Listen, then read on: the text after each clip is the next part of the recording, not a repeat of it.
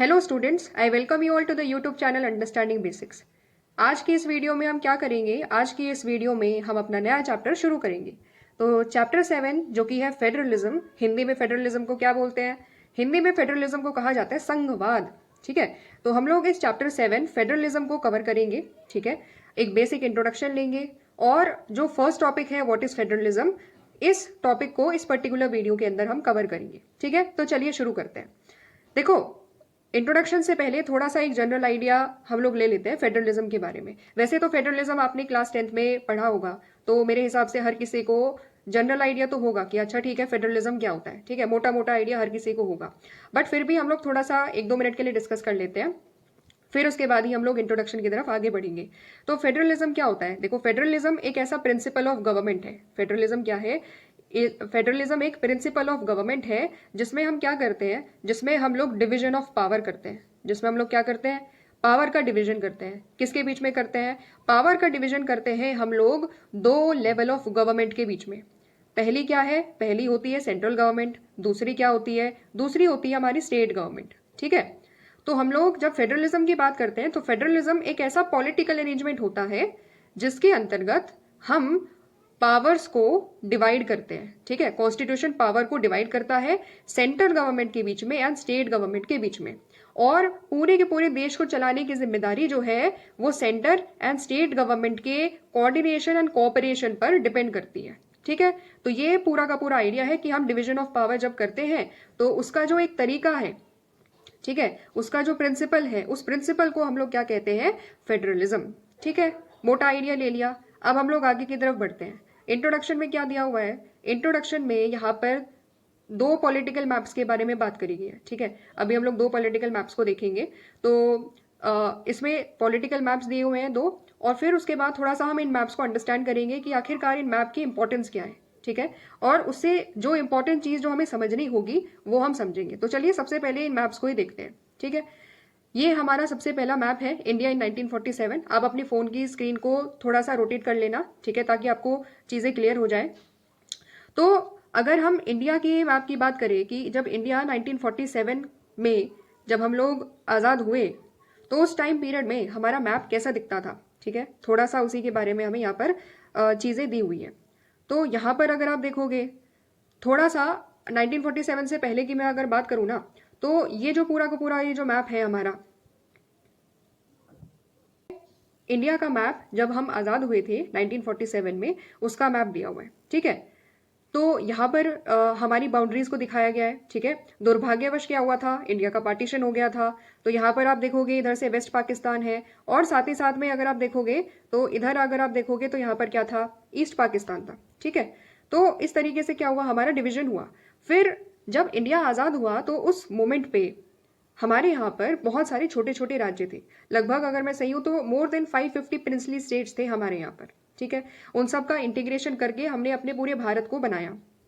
तो हम लोग थोड़ा सा अब देखते हैं कि जब भारत 1947 में आज़ाद हुआ तो उस टाइम पीरियड में कौन कौन से स्टेट्स इंडिया में मौजूद थे। ठीक है, जैसे यहाँ पर अगर आप देखोगे तो यहाँ पर क्या था? एक मद्रास प्रोविंस था। ठीक है, दक्षिण में क्या था? हमारा मद्रास प्रोविंस था। ठीक उसी तरीके से जो आज के टाइम में कर्नाटका है, वहां पर क्या हुआ करता था? आज़ादी के बाद उस पर्टिकुलर रीजन को मैसूर के नाम से जानते थे। ठीक है, ये पूरा रीजन मैसूर का होता था। फिर उसके बाद ये पूरा क्षेत्र क्या था? बॉम्बे के नाम से जाना जाता था। एंड गुजरात भी इस तरीके से वहां पर एग्जिस्ट करता था। जो सेंट्रल इंडिया है हमारा, जैसे आज मध्य प्रदेश हो गया, झारखंड हो गया, तो काफी बड़ा रीजन था हमारा सेंट्रल इंडिया। एंड उसको, ये जो आज का जो रीजन है ना, मध्य प्रदेश और छत्तीसगढ़, तो उसको 1947 में हम लोग किस नाम से जानते थे? सेंट्रल इंडिया हम लोग उसको बोला करते थे। सिमिलरली आज जो हमारा यूपी है, तो उसको हम लोग पहले क्या बोला करते थे? काफी बड़ा क्षेत्र था, उसको बोला करते थे हम लोग यूनाइटेड प्रोविंस। ठीक है, सिमिलरली अगर आप देखोगे तो यहाँ पर क्या है? यहाँ पर है पंजाब। ठीक है, और सिमिलरली नॉर्थ में क्या हो गया? कश्मीर हो गया। अगर हम नॉर्थ ईस्टर्न स्टेट्स की बात करें ना, तो आप ये देखोगे कि आपको केवल एक स्टेट दिखाई देगा, जो कि क्या है? आसाम। ठीक है, समझ रहे हो? तो ये क्या है? ये पूरा का पूरा मैप है कि जब हम आज़ाद हुए, ठीक है, 1947 में जब हम आज़ाद हुए तो हमारा पॉलिटिकल मैप कुछ इस तरीके से दिखाई देता था। ठीक है, अब हम दूसरे मैप की तरफ चलते हैं और थोड़ा सा एक कंपैरेटिव एनालिसिस करते हैं कि आखिरकार आज़ादी के बाद हमने अपनी पॉलिटिकल बाउंड्रीज को किस तरीके से रीऑर्गेनाइज करा एंड किस तरीके से अपने स्टेट्स को हमने बनाया। ठीक है, तो आज एट प्रेजेंट अगर हम लोग इसको करें 2025 का ये सपोज मैप है, और यहाँ पर क्या है, यहाँ पर हमारे सारे के सारे स्टेट्स दिए हुए हैं। ठीक है, यहाँ पर इस तरीके से मैं यहाँ पर डिवाइड भी कर देती हूँ, क्योंकि यहाँ पर जम्मू कश्मीर हो गया और यहाँ पर क्या हो गया, ये पर्टिकुलर हमारा लद्दाख हो गया। ठीक है, तो 2019 में हमने क्या कर दिया था, बाइफर्केशन कर दिया था जम्मू कश्मीर का। अच्छा, अब हम लोग देखते हैं कि देखो यहाँ पर क्या दिया हुआ है, जो जैसे कि हमारे यहाँ पर पहले मद्रास प्रोविंस हुआ करता था, तो फिर उसको हमने क्या रीनेम करा, हमने बनाया तमिलनाडु। ठीक है, उसका नाम क्या रखा हम लोगों ने, तमिलनाडु। जब देखो भारत आजाद हुआ ना, तो सबसे पहला जो स्टेट लैंग्वेज के बेसिस पर क्रिएट किया गया वो क्या था, आंध्र प्रदेश था। 1953 ऑनवर्ड्स अगर आप देखोगे तो 1953 में आंध्र प्रदेश का क्रिएशन हुआ। ठीक है, बहुत ज्यादा आवाज उठ रही थी आंध्र प्रदेश के लोगों के द्वारा, जो आंध्रा स्पीकिंग रीजन था वहां से आवाज उठ रही थी कि हमें मद्रास से अलग करो, क्योंकि हमारी लैंग्वेज अलग है। ठीक है, समझ रहे हो, तो उसके बेसिस पर क्या किया, आंध्र प्रदेश का क्रिएशन किया गया। फिर धीरे धीरे करते हुए 1956 में हमने स्टेट रीऑर्गेनाइजेशन कमीशन को सेटअप करा, और उसके बेसिस पर हमने अपने स्टेट्स को क्या किया, अलग अलग स्टेट्स बनाई हमने। ठीक है, हमने अलग अलग स्टेट्स बनाए, और स्टेट्स का बेसिस क्या था, लैंग्वेज। स्टेट्स का बेसिस क्या था, लैंग्वेज। ठीक है, तो हमने क्या करा, लिंग्विस्टिक बेसिस पर अपने भारत के जितने भी स्टेट्स थे उन सबको क्या किया, रीऑर्गेनाइज किया। ठीक है, और उसके बेसिस पर हमें क्या मिले, ये जो आज जितने भी हम स्टेट्स देख रहे हैं उन सब का जो मेजरली बेसिस है, उन सब का क्रिएशन धीरे धीरे over the period of time हुआ। तो सबसे पहले क्या हुआ, मैंने बताया आंध्र प्रदेश आया। ठीक है, फिर उसके बाद क्या हुआ, इसी तरीके से जो पूरा का पूरा बॉम्बे प्रोविंस था, पिछले मैप में हमने बॉम्बे प्रोविंस देखा, बॉम्बे प्रोविंस से महाराष्ट्र निकला, गुजरात निकला। ठीक है, फिर उसके बाद अगर आप देखोगे तो फर्स्ट वाले मैप में हमने देखा था कि केवल पंजाब था, है ना। पंजाब से क्या हुआ, पूरा का पूरा जो इतना बड़ा स्टेट जो पंजाब था उससे क्रिएशन किया गया हिमाचल प्रदेश का और हरियाणा का, कि ठीक है, हरियाणा में जो पंजाब के जो हरियाणवी बोलने वाले लोग हैं उनको अलग कर दिया, हरियाणा बना दिया गया। जो हिंदी स्पीकिंग रीजन है उसको हिमाचल प्रदेश, एक तरीके से जो पहाड़ी बोलने वाले लोग हैं उनको उनका क्रिएशन कर दिया गया अलग स्टेट के फॉर्म में, हिमाचल प्रदेश के फॉर्म में। ठीक है, फिर यहाँ पर अगर आप देखोगे पिछले वाले मैप में हमने बताया था कि आसाम एकमात्र पूरा का पूरा जो लगभग नॉर्थ ईस्टर्न स्टेट है वहां पर आसाम था। ठीक है, फिर हमने क्या करा कि over the period of time अलग अलग कल्चर के बेसिस पर, अलग अलग लैंग्वेज के बेसिस पर हमने पूरा नॉर्थ ईस्टर्न स्टेट्स में भी अलग अलग क्रिएशन करे। एंड एट प्रेजेंट हमारे यहाँ पर जो हमारा नॉर्थ ईस्ट है उसमें 7 नॉर्थ ईस्टर्न स्टेट्स हैं, इनको 7 सिस्टर्स के नाम से भी जाना जाता है। ठीक है, तो आसाम से अरुणाचल प्रदेश निकला, सबसे पहले तो वैसे नागालैंड क्रिएशन होता है, फिर धीरे धीरे करते हुए जो बाकी स्टेट्स हैं, मणिपुर हो गया, त्रिपुरा हो गया, मेघालय हो गया एंड अरुणाचल प्रदेश हो गया, इन सबका हमने क्या करा, क्रिएशन करा। ठीक है, समझ रहे हो, तो इस तरीके से हमने क्या करा है, अपने पूरे के पूरे स्टेट्स को रीऑर्गेनाइज करा। फिर क्या होता है, ऐसा नहीं है कि आज़ादी के तुरंत बाद जो है जिस तरीके से रीऑर्गेनाइज किया तो चीज़ें वहीं पर फिनिश हो गई, फिर दोबारा से रीऑर्गेनाइजेशन नहीं हुआ, नहीं। मेरा कहने का मतलब ये है कि जब हम 2000 की बात करें तो यूपी का दोबारा से रीऑर्गेनाइजेशन होता है, क्योंकि यूपी से क्या निकलता है, उत्तराखंड। ठीक है, फिर उसके बाद क्योंकि मध्य प्रदेश का एरिया बहुत बड़ा था तो एडमिनिस्ट्रेटिव कन्वीनियंस नहीं हो पा रही थी, प्रॉपर तरीके से एडमिनिस्ट्रेशन नहीं हो रहा था, तो इसीलिए क्या किया गया, फिर छत्तीसगढ़ का क्रिएशन किया गया मध्य प्रदेश से। सिमिलरली बिहार का राज्य, बिहार का क्षेत्र बहुत बड़ा था, तो फिर बिहार से क्या निकाला गया, बिहार से क्रिएशन किया गया झारखंड का। ठीक है, ये सारी चीजें हुई कौन से ईयर में, 2000 में। और फिर 2014 में आप देखोगे कि जो पूरा आंध्र प्रदेश क्रिएशन हुआ था, सबसे पहला राज्य जो लैंग्वेज के बेसिस पर बना हमारा आंध्र प्रदेश बना था। ठीक है, फिर आंध्र प्रदेश में भी 2014 में जा करके दोबारा से एक और नया स्टेट निकल करके आता है और वो आता है तेलंगाना। ठीक है, तेलंगाना का फॉर्मेशन क्या था, तेलंगाना में एक बहुत लंबे टाइम पीरियड से जो ये जो तेलंगाना का रीजन था, ये पहले क्योंकि आंध्र प्रदेश का ही पार्ट था, तो यहाँ पर रहने वाले लोगों ने बहुत ज्यादा लंबे टाइम तक मूवमेंट करी।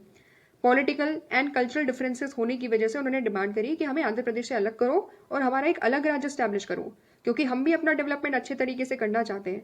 कहीं ना कहीं हम डेवलपमेंट के मामले में जो है पीछे हैं, तो इस तरीके से किया। फिर पार्लियामेंट ने क्या करा, बिल पास करा एंड फाइनली आंध्र प्रदेश का डिवीजन किया गया एंड तेलंगाना का क्रिएशन किया गया। ठीक है, सिमिलरली 2019 में जब आर्टिकल 370 हटा तो फिर क्या किया हम लोगों ने, जम्मू कश्मीर का भी बाइफर्केशन किया। ठीक है, और जम्मू कश्मीर एंड लद्दाख ये जो है आज के टाइम में एट प्रेजेंट हमारी क्या है, यूनियन टेरिटरी है। ठीक है, समझ रहे हो, इस तरीके से हमने क्या देखा, इस तरीके से हमने ये देखा कि 1947 में जब आज़ाद हुए, ठीक है, तो अलग अलग स्टेट्स थे। धीरे धीरे over the period of time हम क्या कर रहे हैं, हमने अपने आप को रीऑर्गेनाइज करा, ठीक है, भारत के राज्य को क्या करा, दोबारा से गठन किया, रीऑर्गेनाइज किया, ठीक है, नए नए राज्य बनाए, लैंग्वेज के बेसिस पर बने, कल्चरल डिफरेंसेस के बेसिस पर बने, एडमिनिस्ट्रेटिव एफिशिएंसी के बेसिस पर कि हम क्या करना चाहते हैं, क्योंकि बड़े राज्य का एडमिनिस्ट्रेशन करना थोड़ा मुश्किल होता है।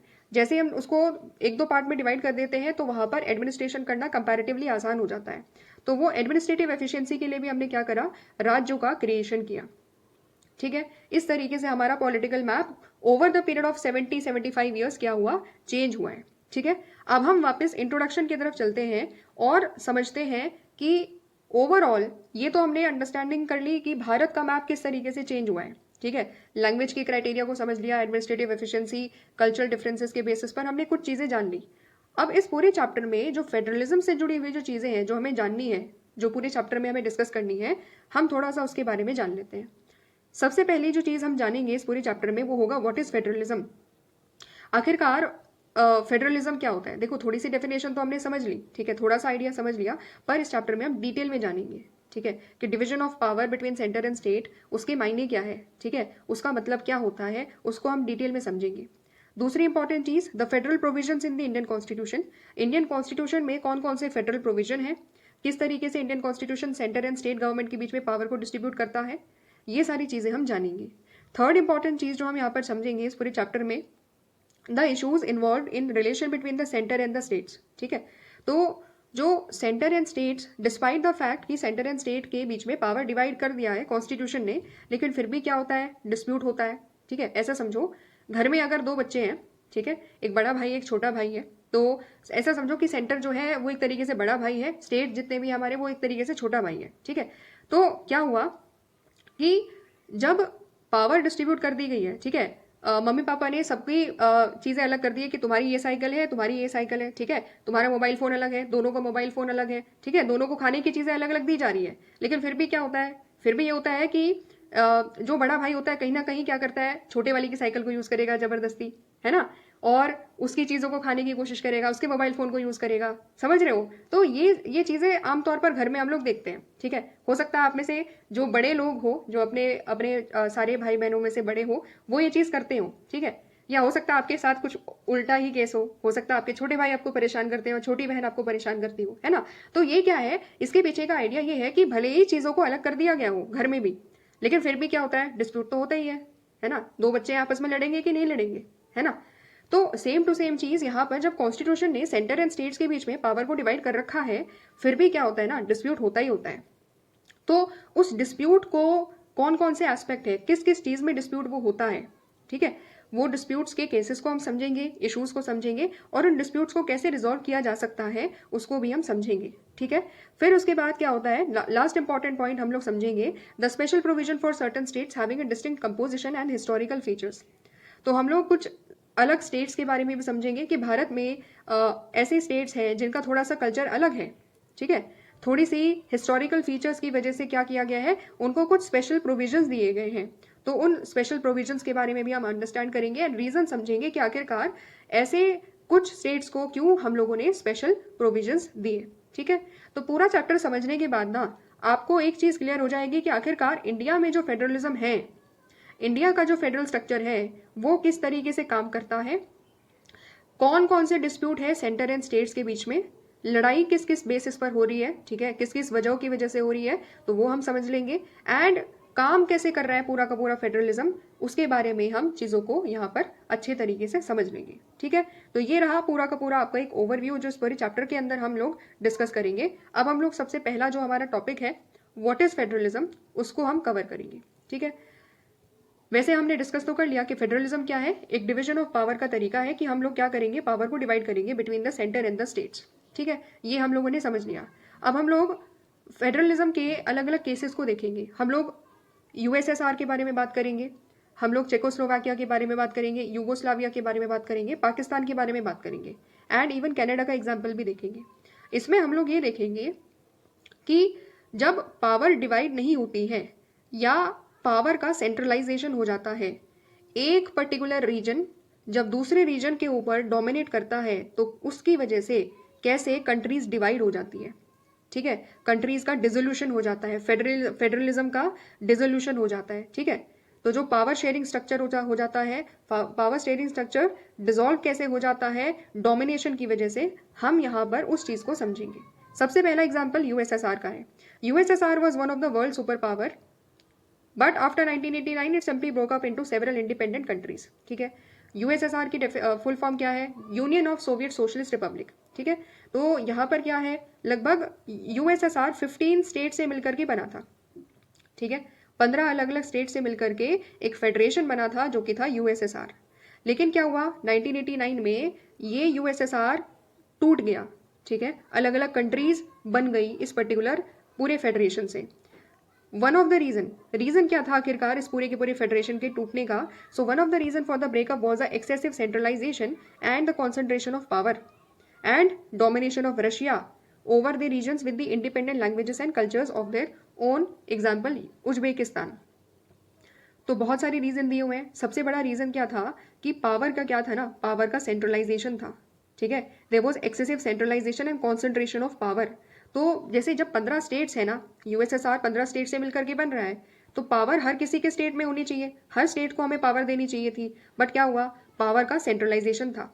ठीक है, पहला रीजन ये रहा। दूसरा इंपॉर्टेंट रीजन क्या था? Domination of Russia. ठीक है, इसी में से 15 स्टेट्स में से एक स्टेट क्या था? रशिया था। तो रशिया बहुत ज्यादा डोमिनेट कर रहा था। रशिया सारी पॉलिसीज को डिसाइड कर रहा था कि कौन सी पॉलिसी हर स्टेट फॉलो करेगा। तो डोमिनेशन हो गया एक पर्टिकुलर स्टेट का बाकी सभी रीजन्स के ऊपर। ठीक है, तो इसकी वजह से क्या हुआ कि बहुत सारे ऐसे स्टेट्स जिनकी अलग लैंग्वेजेस थी, अलग कल्चर थी, उनको लगा कि यार हमारे ऊपर तो डोमिनेशन हो रहा है। ठीक है, तो जब उनको लगा कि हमारी बात ही नहीं सुनी जा रही, हम अपनी लैंग्वेज, अपनी कल्चर को सही तरीके से प्रैक्टिस नहीं कर पा रहे हैं और हमारे ऊपर दूसरा रीजन डोमिनेट कर रहा है, तो फिर उन्होंने क्या किया, डिसाइड किया कि हम यूएसएसआर से अलग हो जाते हैं। ठीक है, तो इसीलिए क्या हुआ, यूएसएसआर डिसइंटीग्रेट हो गया 1989 में। ठीक है, पहला केस समझ में आ गया। दूसरा केस है चेकोस्लोवाकिया का। चेकोस्लोवाकिया एक कंट्री थी यूरोप में। ठीक है, 1992 में क्या हुआ, 1992 में चेकोस्लोवाकिया का डिवीजन हुआ और ये भी एक तरीके से फेडरेशन था। ठीक है, जब चेकोस्लोवाकिया का डिवीजन हुआ, ठीक है, तो क्या हुआ, दो कंट्री बनकर आई। एक थी चेक रिपब्लिक बना और दूसरी कंट्री थी स्लोवैक। ठीक है, दूसरी कंट्री क्या थी? स्लोवैक। तो चेकोस्लोवाकिया का जब डिवीजन हुआ तो यहां पर क्या हुआ, दो नए इंडिपेंडेंट कंट्रीज बने। तो चेकोस्लोवाकिया का डिवीजन क्यों हुआ भाई? ठीक है, चेकोस्लोवाकिया का डिवीजन इसलिए हुआ क्योंकि यहाँ पर ये जो दो अलग अलग कंट्रीज निकल करके आई, चेक एंड स्लोवैक, तो चेक एंड स्लोवैक का जो कल्चर था, जो हिस्ट्री थी इनकी, वो भी एक दूसरे के मुकाबले काफी ज्यादा अलग अलग थी। यहाँ पर भी जैसे यूएसएसआर में रशिया का डोमिनेशन हो रहा था, ठीक है, और उज्बेकिस्तान जैसे जो अलग अलग राज्य थे उनके ऊपर डोमिनेशन किया जा रहा था, तो वैसे ही स्लोवैक ने भी बोला, स्लोवैक का जो रीजन था चेकोस्लोवाकिया में, स्लोवैक के रीजन के लोगों ने ये बोला कि हमारे ऊपर डोमिनेशन हो रहा है और हम चाहते हैं कि हम इस पर्टिकुलर कंट्री से अलग हो जाएं ताकि हमें अपने खुद के रिसोर्सेस मिले, हम अपने कल्चर को, अपनी हिस्ट्री को सही तरीके से जो है एक तरीके से प्रैक्टिस कर पाए एंड हम अपने अकॉर्डिंगली अपना डेवलपमेंट कर पाए। तो इस बेसिस पर क्या हुआ, इस बेसिस पर चेकोस्लोवाकिया का भी क्या हुआ, डिवीजन हो गया एंड दो अलग अलग कंट्रीज चेकोस्लोवाकिया से बनकर आई। ठीक है, समझ रहे हो? तो इसके पीछे भी डिमांड क्या थी? डिमांड ये थी कि हमारी हिस्ट्री अलग है, हमारा कल्चर अलग है और कहीं ना कहीं स्लोवाकिया का जो डेवलपमेंट है, जो स्लोवाक का जो डेवलपमेंट होना चाहिए था, वो डेवलपमेंट नहीं हो पा रहा था। तो उन्होंने एक तरीके से क्या करा, एक तरीके से डिमांड करी कि हमें अलग कर दो ताकि हम अपना डेवलपमेंट अच्छे तरीके से कर पाए। ठीक है, घर में देखो होता क्या है, जनरली जब जो पूरी प्रॉपर्टी होती है तो प्रॉपर्टी दोनों बच्चों के बीच में डिवाइड होगी, है ना। लेकिन जब ये होता है कि जब जो बड़ा भाई होता है वो अगर छोटे भाई को अलाउ नहीं कर रहा कि वो अपनी प्रॉपर्टी को सही तरीके से यूज करते हुए अपना डेवलपमेंट कर सके, ठीक है, तो इस कंडीशन में क्या होगा, छोटा भाई ये बोलेगा कि भाई मुझे अलग कर दो, मैं अपनी प्रॉपर्टी को कैसे यूज करना चाहता हूं मैं खुद डिसाइड करूंगा। ठीक है, मुझे खुद सारी चीजें तय करने दो। होता है कि नहीं होता? सेम टू सेम तरीके से यहाँ पर चेकोस्लोवाकिया में भी यही सेम टू सेम चीज हुई। ठीक है, हिस्ट्री, कल्चर एंड जो अनइवन डेवलपमेंट हो रहा था उसकी वजह से यहाँ पर इन लोगों ने भी क्या करा, इन लोगों ने भी डिमांड करी कि हमें इस कंट्री से अलग कर दो और हम अपना खुद का डेवलपमेंट करना चाहते हैं। ठीक है, समझ में आ गया। तीसरी इंपॉर्टेंट जो कंट्री है यहाँ पर वो क्या है, यूगोस्लाविया। तो यूगोस्लाविया में क्या हुआ, यूगोस्लाविया भी पूरी एक कंट्री थी। यूगोस्लाविया भी 1992 में 6 से 7 स्टेट्स में, 6 से 7 इंडिपेंडेंट कंट्रीज में डिवाइड हो जाती है। मतलब क्या है कि यूगोस्लाविया से भी 6 से 7 अलग अलग कंट्रीज बन जाती है। क्यों बन जाती है? सेम रीजन, डोमिनेशन हो रहा था। ठीक है, अलग अलग जो रीजन थे, अलग अलग डाइवर्सिटीज जो थी, कहीं ना कहीं उनकी बात नहीं सुनी जा रही थी। ठीक है, अलग अलग लिंग्विस्टिक ग्रुप, अलग अलग कल्चर के जो ग्रुप्स थे, उन वो चाह रहे थे कि हम इस पूरी कंट्री से अलग हो जाएं और हम खुद अपना इंडिपेंडेंट स्टेट बनाएं, ताकि हम अपने यहाँ पर खुद के कानून खुद बना सकें। ठीक है, खुद का डेवलपमेंट कैसे करना है हम खुद कर सके, और जो डोमिनेशन हमारे ऊपर हो रहा है वो खत्म हो जाए। ठीक है, तो यूगोस्लाविया का भी डिवीजन हुआ एंड फाइनली इससे भी लगभग 6 से 7 अलग अलग कंट्रीज निकल करके आती है। ठीक है, तो ये एक पर्टिकुलर और कंट्री का एग्जाम्पल हमने पढ़ा। फिर उसके बाद पाकिस्तान, पाकिस्तान में क्या हुआ? पाकिस्तान में भी सेम टू सेम चीज, पाकिस्तान में भी हमने क्या देखा? डिवीजन देखा है ना। तो पाकिस्तान से जो दूसरा देश निकल करके आया वो क्या था? बांग्लादेश। क्यों हुआ? क्योंकि बांग्लादेश का जो रीजन है, ठीक है, बांग्लादेश का जो रीजन था उसके ऊपर पूरे के पूरे जो पाकिस्तान का एक तरीके से डोमिनेशन था। ठीक है, बांग्लादेश में जो रहने वाले लोग थे, जो एट प्रेजेंट बांग्लादेश है, पहले तो ईस्ट पाकिस्तान के नाम से जाना जाता था, तो यहाँ पर जो रहने वाले लोग थे उनके ऊपर क्या किया जा रहा था? डोमिनेशन किया जा रहा था। ठीक है, उर्दू इम्पोज करी जा रही थी, लेकिन ये लोग क्या चाहते थे? ये लोग बांग्ला बोलना चाहते थे। ठीक है, ये अपने यहाँ पर क्या पॉलिसीज बनेगी वो खुद डिसाइड करना चाहते थे। बट जो वेस्ट पाकिस्तान था, ठीक है, जो वेस्ट पाकिस्तान था वो कह रहा था नहीं, हम सारी चीजें तुम्हारे बेसिस पर डिसाइड करेंगे और तुम्हें वही करना होगा जो हम कहेंगे। तो क्या हुआ? डोमिनेशन। डोमिनेशन हुआ तो क्या होगा? लड़ाई होगी। लड़ाई हुई तो क्या हुआ? बांग्लादेश को आज़ादी मिली। ठीक है, और बांग्लादेश क्रिएशन होता है। फिर कनाडा में भी सेम टू सेम चीज होती है। तो कनाडा में भी लगभग अगर आप देखोगे तो कनाडा में भी ऐसा, कनाडा भी कहीं ना कहीं डिवाइड होने जा रहा था। क्यों? क्योंकि वहां पर English speaking and French speaking region में बहुत ज्यादा एक तरीके से कंफ्लिक्ट हो गया था। देखो, इन सभी केसेस से हमने क्या समझा? इन सभी केसेस से हमने ये समझा कि हर कंट्री में क्या होता है? बहुत ज्यादा डाइवर्सिटी होती है। हर कंट्री में क्या होता है?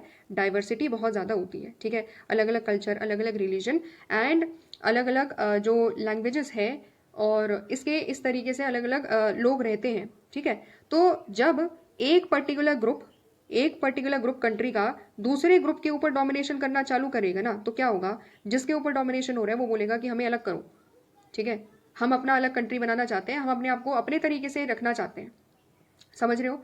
तो डोमिनेशन की वजह से क्या हुआ? डोमिनेशन की वजह से ही ये सारी की सारी कंट्रीज में ये सारी प्रॉब्लम्स आई एंड बहुत सारी कंट्रीज जो अभी हमने देखा उन सबका क्या हुआ? डिवीजन हुआ। समझ रहे हो? यहां तक चीजें क्लियर हो गई। ठीक है, अब इंडिया की बात करते हैं। यहां पर ये बोला गया है कि हम भी तो आजाद हुए 1947 में। ठीक है, पार्टीशन हुआ तो 1947 में हमें क्या मिली? आज़ादी मिली। लेकिन फिर भी उस 47 से लेकर के आज तक 2025 तक हम लोग क्या रहे? हमेशा से एक यूनाइटेड कंट्री रहे, और हमें 7 डिकेड से ज़्यादा हो चुके हैं, 70 साल से ज़्यादा हो चुके हैं, लेकिन आज भी हम यूनाइटेड हैं। तो क्वेश्चन यहाँ पर उठता है कि what accounts for this achievement? आखिरकार इंडिया जो कि one of the most diverse country है पूरी दुनिया में, ठीक है, रिलीजन के बेसिस पर देख लो, कल्चर के बेसिस पर देख लो, लैंग्वेज के बेसिस पर देख लो, किसी भी पर्टिकुलर कोई भी एक कैरेक्टरिस्टिक्स उठाओ और कंपैरिजन करो पूरी दुनिया में, शायद ही कोई ऐसी कंट्री मिलेगी जितनी ज्यादा डाइवर्स कंट्री इंडिया है। ठीक है, तो इतनी ज्यादा डाइवर्सिटी होने के बावजूद भी हमारे यहाँ पर कैसा पॉसिबल, क्यों ऐसा पॉसिबल हो पाया कि हम क्या कर रहे हैं? अपनी कंट्री को सक्सेसफुली यूनाइटेड तरीके से हम लोग चला पा रहे हैं।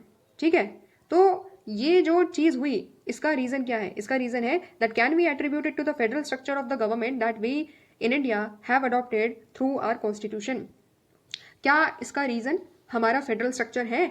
तो बिल्कुल हमारा जो फेडरल स्ट्रक्चर है वो एक रीजन है, क्योंकि हमारे फेडरल स्ट्रक्चर में क्या होता है? हमारे फेडरल स्ट्रक्चर में हम डाइवर्सिटीज को अकोमोडेट करते हैं। ठीक है, अलग अलग रिलीजन, अलग अलग जो हमारे रीजन है, अलग अलग लैंग्वेजेस है, उन सबको हम क्या करते हैं? रिकॉग्नाइज करते हैं, रिप्रेजेंटेशन देते हैं, एंड इसके बेसिस पर हम इस तरीके से हमारा फेडरलिज्म अकोमोडेट करता है डाइवर्सिटीज को, एंड उसकी वजह से हम अपनी कंट्रीज को सक्सेसफुली चला पा रहे हैं। ठीक है, तो ये तो एक जनरल अंडरस्टैंडिंग है, बट हम डिटेल में भी समझेंगे कि आखिरकार जो हमारा फेडरल स्ट्रक्चर है वो किस तरीके से हमें मदद करता है पूरी के पूरी, डिस्पाइट एवरी डाइवर्सिटी हम एक साथ मिलकर, सारे के सारे रीजन, सारे के सारे लैंग्वेज के लोग एक साथ मिलकर रह पा रहे हैं और आगे बढ़ पा रहे हैं। ठीक है, तो ये चीज हम समझेंगे, डिटेल में समझेंगे। लेकिन यहाँ पर एक इंपॉर्टेंट चीज ये है कि जो अभी हमने कंट्रीज पढ़ी, ये सारी की सारी जो कंट्रीज है वो भी क्या है? वो भी एक तरीके से फेडरेशन थी। ठीक है, यूएसएसआर, कनाडा, ये सारी कंट्रीज क्या थी? ये सब भी फेडरल कंट्रीज थी, बट फिर भी ये लोग यूनाइटेड नहीं रहे। लेकिन इंडिया भी एक फेडरल कंट्री है, लेकिन तब भी इंडिया क्या रही, यूनाइटेड रही। आज भी इंडिया क्या है, यूनाइटेड कंट्री है ना। तो इसका मतलब क्या हुआ, that apart from adopting a federal constitution, the nature of that federal system and the practice of federalism must also be important factors. ठीक है, इस चीज से हमने ये समझा है यहाँ पर कि federal structure, federal constitution adopt करने के अलावा जो फेडरल स्ट्रक्चर का, फेडरल सिस्टम का जो नेचर होता है और फेडरलिज्म को आखिरकार प्रैक्टिस कैसे किया जा रहा है, वो बहुत ज़्यादा इंपॉर्टेंट है। इसका सिंप्लीफाइड मतलब ये है कि भले ही हम ये कह दें कि हमारे यहाँ पर ठीक है, कॉन्स्टिट्यूशन में हम लोग लिख दें कि हम फेडरल स्ट्रक्चर को क्या करेंगे, फॉलो करेंगे, लेकिन रियलिटी में क्या हो रहा है, रियलिटी में जो एक पर्टिकुलर ग्रुप है वो दूसरे के ऊपर क्या कर रहा है, डोमिनेट कर रहा है। ठीक है, अगर रियलिटी में अगर ऐसी चीज़ें हो रही है तो क्या होगा, फेडरलिज्म नहीं चल पाएगा, फेडरल स्ट्रक्चर नहीं चल पाएगा। ठीक है, यूएसएसआर कनाडा में, मतलब यूएसएसआर में, पाकिस्तान में यही सारी चीज़ें हुई। ठीक है, लेकिन इंडिया में क्या है, इंडिया में हमारा जो फेडरल स्ट्रक्चर है, जो हमारा फेडरल सिस्टम है, उसका प्रैक्टिस भी हम सही तरीके से कर पा रहे हैं। ठीक है, हमने एक्चुअली में पावर दिया है हर रीजन को, अलग अलग स्टेट्स में हमने पावर को डिस्ट्रीब्यूट कर रखा है ताकि हमारे यहाँ पर हर डाइवर्सिटी के लोगों को क्या कर सके, अकोमोडेट हम कर सके और उन सबको मिलकर, सब लोगों को एक साथ लेकर हम लोग अपनी कंट्री को आगे चला सके। तो बाकी सभी कंट्रीज में फेडरलिज्म है, लेकिन वो ढंग से प्रैक्टिस नहीं कर पाए उस चीज़ को। लेकिन इंडिया में क्या है, इंडिया में जो फेडरलिज्म है, जो डिवीजन ऑफ पावर है, वो रियलिटी में है। रियलिटी में हमने सेंटर में एंड स्टेट में पावर को डिवाइड कर रखा है और बोल रखा है हर स्टेट को कि स्टेट तुम्हारे पास पावर है, तुम जैसे चलाना चाहते हो अपने यहाँ पर अपने लोगों की आवाज़ को कैसे, किस तरीके से सुनना चाहते हो, ठीक है, कौन से कानून बनाना चाहते हो, स्टेट गवर्नमेंट तुम्हारे पास पूरी पावर है, तुम सारी चीज़ें खुद डिसाइड करो। ठीक है, तो ये डिफरेंस है बाकी कंट्रीज में और इंडिया की कंट्रीज में कि हम अपने फेडरलिज्म को सही तरीके से प्रैक्टिस कर पाए। बाकी सभी कंट्रीज फेडरलिज्म, कॉन्स्टिट्यूशन तो रखा, ठीक है, कॉन्स्टिट्यूशन तो था उनका फेडरल, ठीक है, लेकिन रियलिटी में वो चीज़ प्रैक्टिस नहीं कर पाए। समझ रहे हो, तो ये डिफरेंस है इन सभी कंट्रीज में। ठीक है, और इंडिया में। अब थोड़ा सा इंडिया के बारे में और समझ लेते हैं। इंडिया क्या है, इंडिया एक ऐसा लैंड है, India is a land of continental proportions and immense diversity. ठीक है, भारत बहुत ज़्यादा क्या है, डाइवर्स कंट्री है। बहुत सारी लैंग्वेजेस है हमारी, 20 मेजर लैंग्वेजेस है, बहुत सारी माइनर लैंग्वेजेस भी है, बहुत सारे रिलीजन भी के लोग भी हमारे यहाँ पर एक साथ रहते हैं, बहुत सारे इंडिजीनियस पीपल है, बहुत सारे ट्राइबल लोग हैं हमारे यहाँ पर, है ना। तो ट्राइबल लोग का अलग कल्चर है एंड जो मेन स्ट्रीम लोग हैं उनका कल्चर अलग है। ठीक है, समझ रहे हो। तो इसीलिए इंडिया को क्या बोला जाता है, that in spite of all these diversities we share a common land mass. हमारे यहाँ पर इतनी सारी डाइवर्सिटी है, लेकिन फिर भी हम लोग एक ही कंट्री में, एक ही भारत की जो पूरी भूमि है हमारी, उसी में एक साथ रहकर हम एक साथ कोएग्जिस्ट कर रहे हैं, वो भी शांतिपूर्वक तरीके से। ठीक है, पीसफुली कोएग्जिस्ट कर रहे हैं, इतने सारे कल्चर, इतने सारे रिलीजन के लोग, इतने सारे लैंग्वेजेस के लोग। ठीक है, समझ रहे हो। तो इसीलिए इंडिया को क्या बोला जाता है, समटाइम्स इंडिया को डिस्क्राइब किया जाता है that India is a land जहां पर क्या है, यूनिटी है डाइवर्सिटी के साथ में। ठीक है, इंडिया को क्या बोला जाता है, India is known for its unity and diversity and unity with diversity. ठीक है, कि हमारे यहाँ पर डाइवर्सिटी भी है, लेकिन डाइवर्सिटी के साथ साथ में हमारे यहाँ पर क्या है, यूनिटी भी है, हम सब क्या है, एक है। ठीक है, समझ रहे हो। तो इस तरीके से हमारे पूरी की पूरी जो इंडियन सोसाइटी है, डिस्पाइट द फैक्ट कि हमारे यहाँ पर बहुत ज़्यादा डाइवर्सिटी है, लेकिन फिर भी हम लोग एक साथ क्या है, एक साथ एक ही भारत की जो ज़मीन है, ठीक है, एक ही भूमि के साथ, एक ही भूमि में हम लोग रहकर एक साथ कोएग्जिस्ट कर रहे हैं। ठीक है, फिर उसके बाद जो नेक्स्ट इंपॉर्टेंट चीज़ है यहाँ पर जो बताई गई है, वो फेडरलिज्म के बारे में एक इंपॉर्टेंट बात बताई गई है। तो federalism does not consist a set of fixed principle which are applied to different historical situation, rather federalism as a principle of government has evolve differently in different situation. यहाँ पर ये जो बात बोली गई है वो ये बोला गया है कि जो फेडरलिज्म है ना, जो फेडरलिज्म का जो प्रिंसिपल है हमारा, वो इवॉल्व हुआ है। ठीक है, वो क्या हुआ है, फेडरलिज्म का प्रिंसिपल इवॉल्व हुआ है। अलग अलग सिचुएशन में, अलग अलग कंट्रीज में फेडरलिज्म को अलग तरीके से प्रैक्टिस करा जाता है। ठीक है, इसको उसको कैसे समझेंगे, हम लोग एग्जाम्पल लेंगे। यहाँ पर बात करी गई है अमेरिकन फेडरलिज्म के बारे में। So American federalism, one of the first major attempts to build a federal polity, is different from German और इंडियन फेडरलिज्म। ठीक है, अमेरिकन फेडरलिज्म क्या है, अमेरिका का जो फेडरलिज्म है वो फर्स्ट मेजर अटेम्प्ट था। ठीक है, पूरी दुनिया में कहीं पर एक तरीके से जो अटेम्प्ट करने की कोशिश करी गई कि हम डिवीजन ऑफ पावर करते हैं और दो गवर्नमेंट बनाते हैं, तो ये अटेम्प्ट अमेरिका में सबसे पहली बार होता है। ठीक है, तो अमेरिका का federalism one of the first federalism माना जाता है, लेकिन अमेरिका का फेडरलिज्म कंपैरेटिवली डिफरेंट है इंडिया के फेडरलिज्म से। तो अब हम दोनों का कंपैरिजन करेंगे और ये समझने की कोशिश करेंगे कि फेडरलिज्म अलग तरीके से प्रैक्टिस करा जा सकता है। ठीक है, अलग अलग तरीके से फेडरलिज्म को फॉलो किया जा सकता है। सबसे पहले अमेरिका के फेडरलिज्म को हम समझते हैं। ठीक है, ध्यान से समझना, इंपॉर्टेंट चीज है एंड एक नया पर्सपेक्टिव आपको मिलेगा। जब हम अमेरिका की बात करते हैं, यहाँ पर अगर हम अमेरिका की बात करें तो अमेरिका क्या है? अमेरिका देखो, अमेरिका की फुल फॉर्म क्या है? यहाँ पर यूएसए का मतलब क्या है? United states of America. ठीक है, यानी कि स्टेट्स एक साथ आए, वो यूनाइट हुए और तब जाकर के क्या बना? अमेरिका बना। इस चीज को समझो यहाँ पर। ठीक है, इसका मतलब क्या है कि यूनाइटेड स्टेट्स ऑफ अमेरिका आखिरकार क्यों कहा गया? इसके पीछे का थोड़ा सा मैं हिस्ट्री बता देती हूँ कि अमेरिका क्या है, अमेरिका बना कैसे। 1776 में जो अमेरिका का पूरा रीजन था नॉर्थ अमेरिका में, वहां पर बहुत सारी अलग अलग स्टेट्स हुआ करते थे। ठीक है, अलग अलग स्टेट्स हुआ करते थे। तो जब ब्रिटिश कॉलोनी हुआ करती थी बेसिकली अमेरिका, ब्रिटिशर्स से जब उनको आज़ादी मिली तो उन्होंने क्या करा? इनिशियली 13 अमेरिका के स्टेट्स थे। ठीक है, 13 स्टेट एक साथ आए और उन्होंने क्या करा? अमेरिका का क्रिएशन करा, यूनाइटेड स्टेट्स ऑफ अमेरिका का क्या किया? क्रिएशन करा। ठीक है, समझो। ठीक है, तो अलग अलग स्टेट्स थे अमेरिका में। क्या था? अलग अलग स्टेट्स हुआ करते थे पहले। ये सारे स्टेट्स एक साथ आते हैं और बोलते हैं कि ठीक है, हम लोग क्या करेंगे? हम लोग एक कंट्री बना लेंगे। ठीक है, हम लोग क्या कर लेंगे? कंट्री बना लेंगे और तब जाकर के नाम आता है यूनाइटेड स्टेट्स ऑफ अमेरिका का। ठीक है, समझ रहे हो? तो इनिशियली 13 स्टेट्स थे, आज कितने हैं? आज एट प्रेजेंट 50 स्टेट्स है अमेरिका में। ठीक है, तो इनिशियली थे 13 स्टेट्स, हिस्टोरिकली मैं अगर बताऊं तो ये सारे स्टेट्स एक साथ आए। उन्होंने क्या करा? उन्होंने बनाया एक फेडरेशन। उन्होंने क्या बनाया? उन्होंने बनाया एक फेडरेशन। ठीक है, फेडरेशन का मतलब क्या होता है? थोड़ा सा यहाँ पर समझ लो। फेडरेशन का मतलब क्या होता है? फेडरेशन का मतलब होता है कि फेडरेशन बेसिकली एक प्रकार का एग्रीमेंट होता है। फेडरेशन एक प्रकार का क्या होता है? एग्रीमेंट होता है। ठीक है, एग्रीमेंट का मतलब क्या है? फेडरेशन एक प्रकार का एग्रीमेंट है। क्यों? क्योंकि जो स्टेट्स एक साथ आना चाहते हैं और एक यूनियन बनाना चाहते हैं, ठीक है, एक यूनियन बनाना चाहते हैं, तो वो एक एग्रीमेंट करते हैं और उसी एग्रीमेंट को हम लोग क्या कहते हैं? फेडरेशन कहते हैं। तो अमेरिका का फेडरेशन कैसे बना? अमेरिका में जैसे मैंने बताया कि हिस्टोरिकली 13 राज्य थे, तो वो सारे के सारे स्टेट्स एक साथ आए। उन्होंने अपने बीच में एग्रीमेंट करा कि ठीक है, हम एक साथ आते हैं और हम क्या करेंगे? हम एक यूनियन गवर्नमेंट बनाएंगे, हम एक सेंटर पर एक गवर्नमेंट बनाएंगे और उस गवर्नमेंट को फेडरल गवर्नमेंट कहा जाता था। ठीक है, समझ रहे हो? तो इस तरीके से अमेरिका का क्या होता है? यूनाइटेड स्टेट्स ऑफ अमेरिका बनता है और इस तरीके से अमेरिका का फेडरलिज्म क्रिएट होता है। इसीलिए अमेरिका का जो फेडरलिज्म है उसको क्या बोला जाता है पता है? उसको बोला जाता है कमिंग टुगेदर फेडरलिज्म। ठीक है, क्या बोला जाता है उसको? उसको बोला जाता है coming together federalism. Coming together क्यों? नाम से वैसे समझ में आ जाएगा कि कमिंग टुगेदर का मतलब क्या है। अमेरिका में 13 स्टेट्स एक साथ आए, उन्होंने कहा कि ठीक है, अब हम क्या करते हैं? अमेरिका का जो सेंट्रल लेवल पर जो गवर्नमेंट है उसको क्रिएट करते हैं। ठीक है, तो इसीलिए इसको बोला जाता है कमिंग टुगेदर, क्योंकि सारे के सारे जो राज्य है एक साथ आ रहे हैं and they are creating a union. ठीक है, वो एक यूनियन क्रिएट कर रहे हैं। समझ में आ गया? तो ये चीज है अमेरिका में।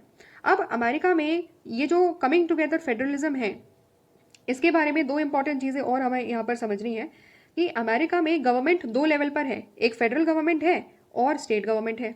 ठीक है, सेम टू सेम जैसे इंडिया में है, लेकिन वहां पर कॉन्स्टिट्यूशन भी दो है। ठीक है, एक है फेडरल कॉन्स्टिट्यूशन, ठीक है, और एक है स्टेट कॉन्स्टिट्यूशन। कहने का मतलब क्या है कि वहां पर एक पूरा कॉन्स्टिट्यूशन है जो पूरी कंट्री को चला रहा है। ठीक है, फेडरल कॉन्स्टिट्यूशन है एक वहां पर, लेकिन वहां पर साथ साथ में जितने भी वहां पर स्टेट्स हैं, 50 स्टेट्स अगर है तो 50 स्टेट्स में हर स्टेट का खुद का एक कॉन्स्टिट्यूशन भी है।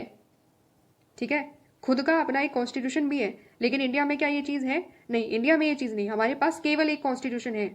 ठीक है, केवल एक ही कॉन्स्टिट्यूशन है। स्टेट में, इंडिया के स्टेट्स के पास अपना खुद का कोई कॉन्स्टिट्यूशन नहीं होता। पूरा भारत एक ही कॉन्स्टिट्यूशन से चल रहा है, सेंटर भी और स्टेट भी। लेकिन अमेरिका में क्या है? अमेरिका में डुअल कॉन्स्टिट्यूशन है, दो कॉन्स्टिट्यूशन है वहां पर। फेडरल गवर्नमेंट का अपना खुद का कॉन्स्टिट्यूशन है एंड हर स्टेट में अपना खुद का कॉन्स्टिट्यूशन है वहां पर। ठीक है, समझ में आ गया पहला डिफरेंस। दूसरी इंपॉर्टेंट चीज क्या है? अमेरिका में डुअल सिटीजनशिप है। ठीक है, अमेरिका में डुअल सिटीजनशिप है।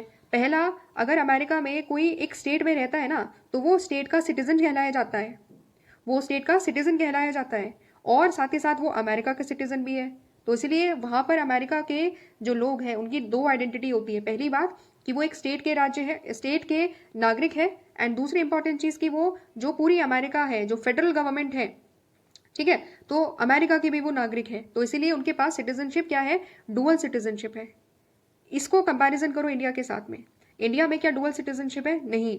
भारत में अगर कोई रहता है तो वो केवल भारत का ही नागरिक है, ठीक है। भले ही आप किसी राज्य में रहते हो, यूपी में रहते हो, मणिपुर में रहते हो, ठीक है, मिजोरम में रहते हो, गुजरात में रहते हो, कहीं पर भी रहते हो, लेकिन आप सिटीजन किसके हो?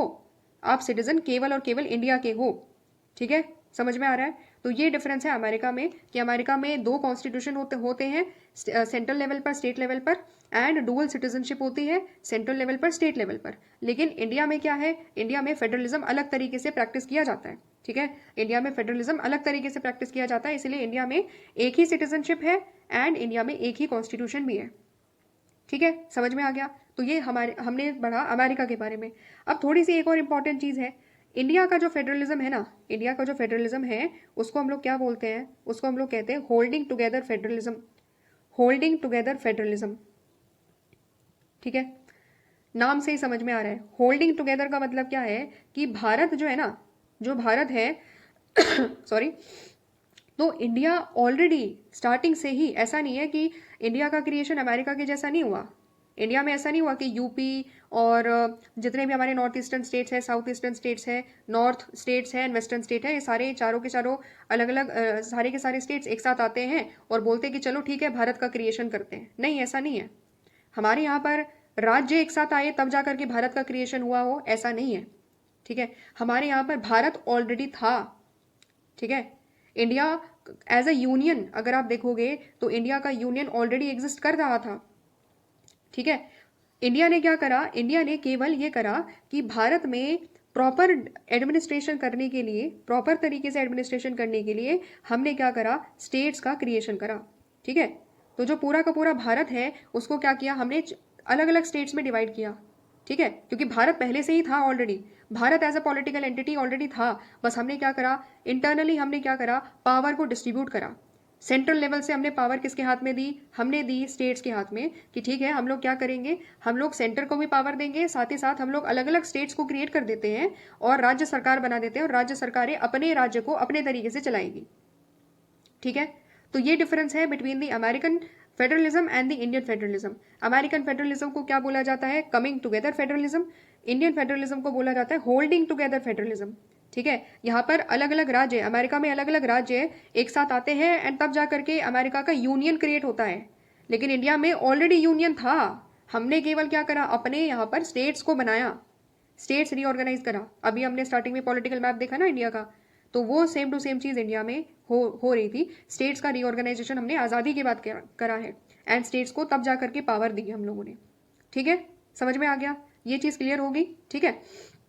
अब हम लोग क्या करते हैं, तो ये हम लोगों ने थोड़ा सा एक जनरल अंडरस्टैंडिंग ली अमेरिका एंड इंडिया में क्या डिफरेंसेस है, वो हमने थोड़ा सा जाना। अब हम लोग क्या करेंगे? अब हम लोग थोड़ा सा इंपॉर्टेंट की कॉन्सेप्ट्स को समझेंगे कि फेडरलिज्म के आखिरकार इंपॉर्टेंट आइडियाज़ क्या होते हैं, इंपॉर्टेंट कॉन्सेप्ट जो फेडरलिज्म से जुड़े हुए होते हैं, फेडरलिज्म के इंपॉर्टेंट फीचर्स क्या क्या है आखिरकार, हम उसको यहाँ पर समझेंगे। सबसे पहला फीचर जो कि हमने जान भी लिया, that federalism is an institutional mechanism to accommodate two set of polities, one at the regional level and other at the national level. तो हमें पता है कि दो प्रकार की पॉलिटी यानी कि गवर्नमेंट, ठीक है, दो प्रकार की गवर्नमेंट है जो फेडरलिज्म में एग्जिस्ट करती है। पहली गवर्नमेंट होती है रीजनल लेवल पर या स्टेट लेवल पर, दूसरी गवर्नमेंट होती है हमारी नेशनल लेवल पर, ठीक है। Each government is autonomous in its own sphere. हर गवर्नमेंट क्या है? ऑटोनॉमस है। ऑटोनॉमस का मतलब ये है कि सेंटर की पावर बहुत डिफाइंड है, ठीक है। सेंट्रल गवर्नमेंट कहाँ कहाँ पर कानून बना सकती है पूरी तरीके से कॉन्स्टिट्यूशन ने बताया हुआ है। ठीक उसी तरीके से स्टेट गवर्नमेंट का सर्कल क्या है, स्टेट गवर्नमेंट कौन कौन से कानून बना सकती है, स्टेट गवर्नमेंट की पावर क्या है, बहुत अच्छे तरीके से क्लियरली डिफाइंड है, ठीक है। इसलिए स्टेट के मैटर में केवल स्टेट गवर्नमेंट एक तरीके से सारी चीज़ें डिसाइड करेगी। सेंटर के मैटर में, सेंट्रल लेवल के मैटर में केवल सेंट्रल गवर्नमेंट डिसाइड करेगी। समझ रहे हो? इसी चीज़ को क्या कहा जाता है? ऑटोनॉमी कहा जाता है, ऑटोनॉमस पावर देना कहा जाता है, ठीक है। फिर उसके बाद अगर आप देखोगे in some countries there is even a system of dual citizenship, India has only a single citizenship. ये चीज़ मैंने क्लियर कर दी कि अमेरिका में क्या होता है? डुअल सिटीजनशिप होता है, ठीक है। लेकिन इंडिया में आपकी केवल एक ही आइडेंटिटी है, सिटीजनशिप की जब हम बात करेंगे तो हमारे यहाँ पर सिटीजनशिप का जो आइडिया है वो केवल एक सिटीजनशिप होती है, और वो होती है that we are citizen of India.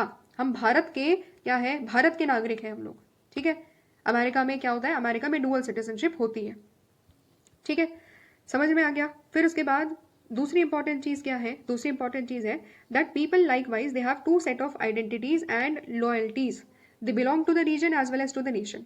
क्या बोल रहे हैं यहाँ पर कि यहाँ पर भारत में जो रहने वाले लोग हैं, जो इंडिया का जो फेडरल स्ट्रक्चर है, जो फेडरलिज्म है, उसमें क्या होता है, यहाँ पर रहने वाले लोगों की दो आइडेंटिटीज होती है। पहली चीज कि वो एक राज्य के नागरिक नहीं होते, ठीक है, राज्य के नागरिक नहीं होते, मैंने गलत बोल दिया यहाँ पर। राज्य के क्या होते हैं, राज्य के रेसिडेंट होते हैं, ठीक है, वो राज्य में केवल रहते हैं। उनकी दो आइडेंटिटी होती है। पहली इंपॉर्टेंट आइडेंटिटी क्या है कि वो एक रीजन से भी बिलोंग करते हैं और वो नेशन से भी बिलोंग करते हैं। तो इसका मतलब क्या हुआ कि कोई गुजरात में रहता है तो गुजराती, कोई झारखंड में रहता है तो उसका जो एक आइडेंटिटी है वो क्या है, झारखंडी है वो, ठीक है। सिमिलरली हरियाणा में रहने वाले कौन है, हरियाणवी है ना। इस तरीके से क्या हुआ, इस तरीके से उनकी एक आइडेंटिटी तो रीजनल लेवल पर आइडेंटिटी है, लेकिन साथ ही साथ में एक ब्रॉड लेवल पर जो आइडेंटिटी है वो क्या है, वो है कि वो सब इंडियन भी है, ठीक है। तो इस तरीके से हमारे यहाँ पर क्या हुआ, टू सेट ऑफ आइडेंटिटीज हमारे यहाँ पर होगी, ठीक है। दो नागरिकता नहीं है लेकिन दो आइडेंटिटी जरूर है, ठीक है। टू सिटीजनशिप नहीं है इंडिया में, ठीक है, तो टू सिटीजनशिप नहीं है बट दो सेट ऑफ आइडेंटिटी जरूर है, ठीक है। तो किसी भी राज्य में हम रहते हैं तो हमें कह सकते हैं कि हम उस पर्टिकुलर राज्य में रहते हैं, ठीक है। सिमिलरली अगर दूसरे लेवल पर हम बात करेंगे तो हम ये भी बोलेंगे कि हमारी जो आइडेंटिटी है वो क्या है, that we all are Indians. समझ में आ गया, ठीक है। तो इस तरीके से यहाँ पर हमारी टू सेट ऑफ आइडेंटिटीज होती है। Each level of polity has distinct powers and the responsibilities and has a separate system of government. तो सेंट्रल लेवल पर क्या होगी, सेंट्रल लेवल पर जो हमारी पावर्स होगी और जो रिस्पॉन्सिबिलिटीज होंगी वो भी क्या होंगी, अलग होंगी। और जो स्टेट लेवल पर जो हमारी पावर्स होंगी, स्टेट गवर्नमेंट की जो पावर्स होंगी, जो गवर्नमेंट की रिस्पॉन्सिबिलिटीज होंगी वो भी क्या होंगी, कंपैरेटिवली अलग होंगी, ठीक है। फिर उसके बाद नेक्स्ट इंपॉर्टेंट चीज जो यहाँ पर आती है वो ये बताई जाती है that the details of this dual system of government they are generally spelled out in written constitution which is considered to be supreme and which is also the source of power of both the set of government.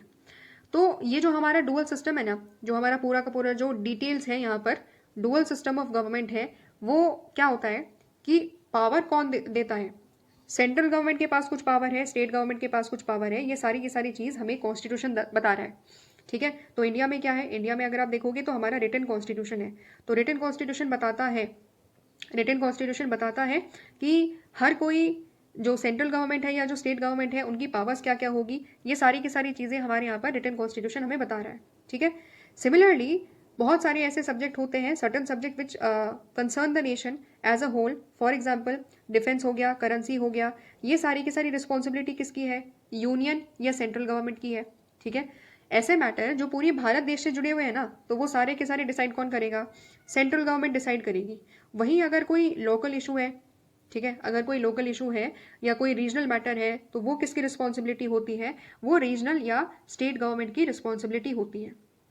तो हमारा constitution बहुत clear तरीके से बता रहा है, ठीक है, कि सेंटर तुम्हारी पावर ये है, ठीक है, तुम्हारा पूरा ये सर्कल है और इसी सर्कल के अंतर्गत रहते हुए तुम काम करोगे। सिमिलरली स्टेट गवर्नमेंट की भी पूरी पावर डिसाइड करी गई है कि तुम यहाँ पर अपने अपने रीजन में काम करोगे, ठीक है, अपनी पावर्स के बियॉन्ड जा करके काम नहीं करोगे, ठीक है। तो इस तरीके से यहाँ पर क्या करी गई है, कॉन्स्टिट्यूशन के द्वारा पावर्स डिसाइड कर दी गई है between the centres and the state. फिर ऐसा तो नहीं है कि पावर डिफाइन कर दी तो कोई कन्फ्लिक्ट नहीं होगी, कन्फ्लिक्ट तो होगी, है ना, कन्फ्लिक्ट होती है। तो जब कन्फ्लिक्ट होगी सेंटर एंड स्टेट्स के बीच में, तो हमारे यहाँ पर क्या है, there is an independent judiciary to settle the dispute. अगर आपको याद हो पिछले वाले चैप्टर में हमने जुडिशरी पढ़ा, जुडिशरी में सुप्रीम कोर्ट की पावर पढ़ी थी जो कि होता है ओरिजिनल जुरिस्डिक्शन। ओरिजिनल जुरिस्डिक्शन में हमने इसी पावर को समझा कि जब भी सेंटर एंड स्टेट या दो स्टेट्स के बीच में कोई भी डिस्प्यूट होता है, कोई भी कन्फ्लिक्ट होती है, तो वो रिजॉल्व कहाँ करी जाती है, वो रिजॉल्व करी जाती है सुप्रीम कोर्ट में, है ना। तो कभी भी सेंटर एंड स्टेट के बीच में कोई भी डिस्प्यूट होगा तो हमारे यहाँ पर इंडिपेंडेंट जुडिशरी है, वो सारे के सारे डिस्प्यूट्स को सॉल्व करेगी। एंड जो भी लीगल मैटर होता है डिवीजन ऑफ पावर से जुड़ा हुआ, कि ये जो पर्टिकुलर पावर है इस पर ये सेंटर की पावर है या ये स्टेट गवर्नमेंट की पावर है ना, कंफ्यूजन होता है, ठीक है, डिबेट होती है बहुत ज़्यादा, तो उस चीज़ को क्लियर आउट कौन करता है, हमारी जुडिशरी करती है, कि ये पावर एक्चुअली किसके द्वारा एक्सरसाइज करी जानी चाहिए, वो क्लैरिटी हमें जुडिशरी देती है। ठीक है, तो हमने क्या पढ़ा, हमने बेसिक फीचर्स पढ़े फेडरलिज्म के, कि फेडरलिज्म में क्या होता है, फेडरलिज्म में होती है डुअल पॉलिटी।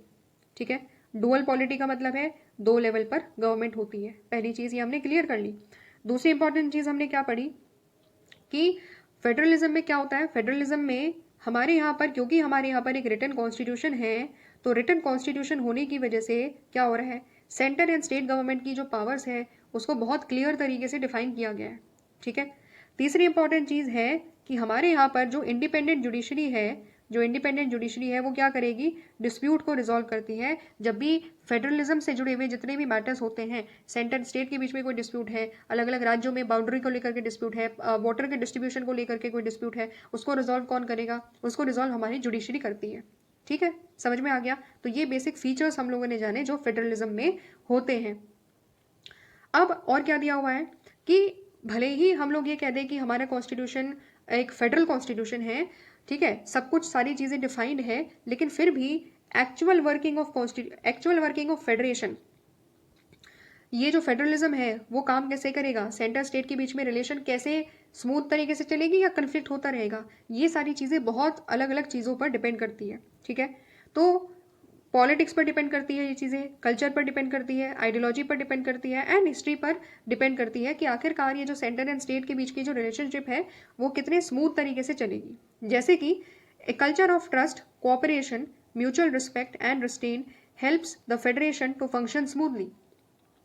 अगर सेंटर एंड स्टेट के बीच में एक ट्रस्ट है, ठीक है, कोऑपरेशन है और म्यूचुअल रिस्पेक्ट है। म्यूचुअल रिस्पेक्ट का मतलब ये है कि सेंटर गवर्नमेंट स्टेट गवर्नमेंट के काम में इंटरफेयर नहीं कर रही एंड स्टेट गवर्नमेंट भी सेंट्रल गवर्नमेंट के काम में इंटरफेयर नहीं कर रही, दोनों आप अपने अपने काम कर रहे हैं।